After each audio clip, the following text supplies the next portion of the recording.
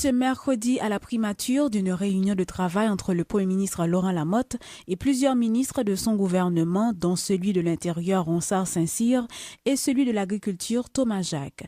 Les différents ministres présents lors de cette rencontre en ont profité pour présenter le bilan des dégâts enregistrés dans plusieurs secteurs après le passage de la tempête Isaac sur le pays le week-end dernier. Et parler de Duria, et parce que panier de toute façon, on a regardé panier, c'est Duria qui vient de même parler de Duria parce que gagner un mouvement de spéculation qui fait que le prix Duria particulièrement légèrement augmenté, alors que pas de rareté sur le marché. Donc c'est des spéculations qui fait que, et ça arrive dans plusieurs pays à travers le monde, chaque fois qu'on crise, eh bien certains monde ils profitent pour monter le prix pendant la crise là. Et puis leur qu'on a la marché à venir approvisionner, ils viennent baisser le prix, ou bien leur crise vient finir, ils viennent baisser le prix. Haïti pas dans une situation qu'on a que personne pour lever le prix pour quelle que soit la raison. Pour qu'à bénéficier parce que là on a parlé de du riz, on a parlé de l'huile, on a parlé de poids et ça n'a pas gardé c'est justement spéculation. C'est ça que nous décourageons. Donc principalement nous jugeons que le travail là, défi, le gouvernement travaille dur pour nous lever des défis et nous montrer qu'avec coordination, et moi remercier la presse là tout qui prend frappe pendant la tempête là, nous prenons pile frappe, même avec le ministre Saudi là, et nous sommes là quand même, nous sommes bravé un pile danger pour nous capables bailler population information et nous capables communiquer avec la population.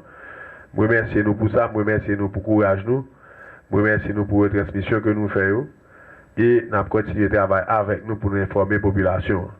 Et je remercie tout le monde des PCO et tout le comité et tout international là et il y a un pile support que nous recevons, OIM un pile support, Croix-Rouge un pile support, bien entendu derrière DPC. C'est comme ça que nous voulons que l'institution haïtienne prenne devant pour que international eux-mêmes ne suivent pas l'institution haïtienne. Les travaux de reconstruction du port de la capitale débuteront dès octobre. C'est ce qu'a annoncé le directeur général de l'APN, Alix Célestin.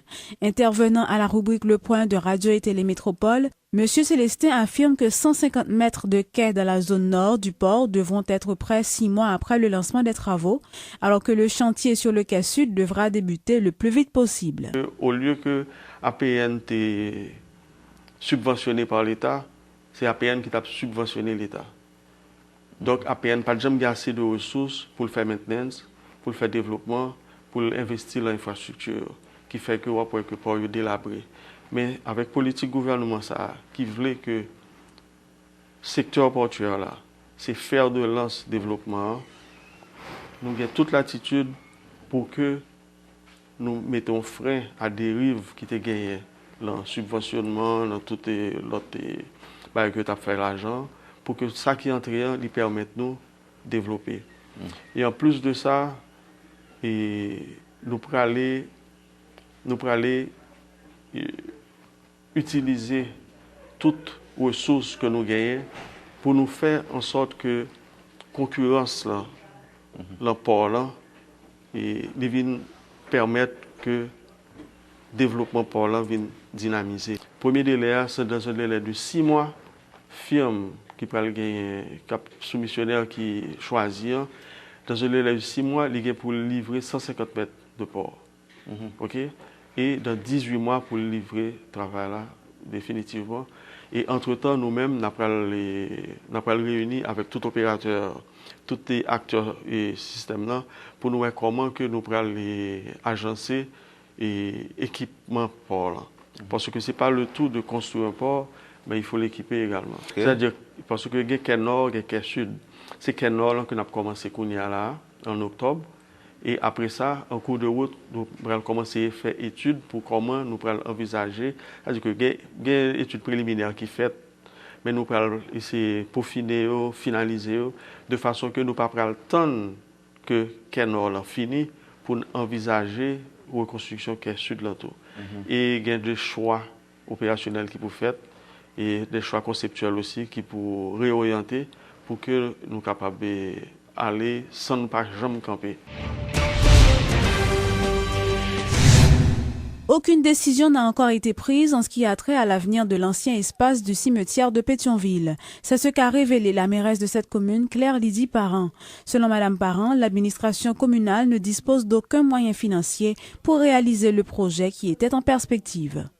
Des odeurs nauséabondes, c'est ce que l'on respire en passant auprès du site où se situait le cimetière de Pétionville.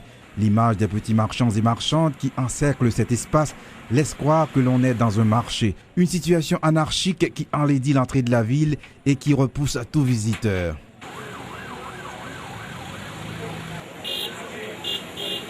Pour remédier à cette situation, le conseil municipal avait annoncé en grande pompe dans un premier temps que l'on va construire sur le site une gare routière. Ce projet coûteux devait être remplacé par celui d'un carrefour giratoire. Aucun des deux jusqu'à présent n'a été concrétisé. Dans l'objectif de trouver une réponse à cette question, nous nous sommes rendus ce mercredi matin à la mairie de Pétionville. Personne n'était disponible pour nous informer de l'état d'avancement d'un quelconque projet. Du moins, la mairesse n'était pas encore à son bureau.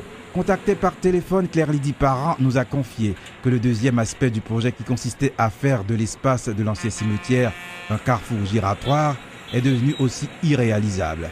Elle explique que la mairie ne dispose pas assez de moyens financiers pour concrétiser ce rêve. Donc, les Pétionvillois devront encore attendre pour que cet espace redevienne utile à la communauté.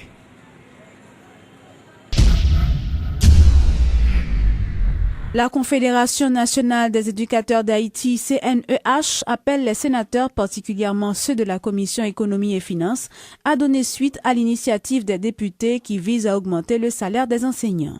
La secrétaire générale de la CNEH, Lourdes Edith Joseph Delouis, invite la ministre de l'économie et des finances, Marie-Carmel Jean-Marie, à respecter les promesses du Premier ministre et de ne pas faire obstacle à la vision du président qui est d'offrir une éducation de qualité aux enfants d'Haïti. Nous disons à la ministre des Finances que dans le budget, le présent budget, on a besoin d'augmenter l'enveloppe budgétaire totale, de faire des réaffectations. C'est-à-dire que c'est pas possible. Comment c'est pas possible? Mais on a des rubriques, il y a des rubriques inutiles dans le budget. Les rubriques de subvention, les rubriques de coups de pouce. Ce sont les rubriques où on peut dépenser sans justifier. Alors nous avons demandé d'attribuer ces montants-là à la rubrique des salaires des enseignants.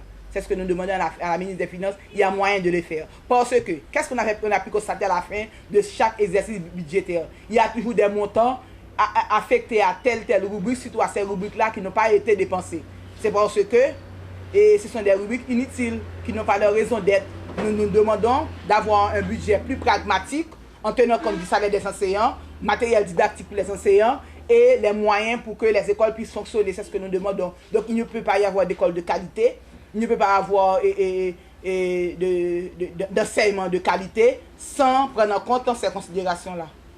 C'est pourquoi, dans le cadre de ce conseil, nous, membres de la CNEH, sortis des 10 départements scolaires, des 13 fédérations affiliées, nous exigeons de l'État un ajustement de salaire selon nos formations et nos qualifications et nos expériences de travail.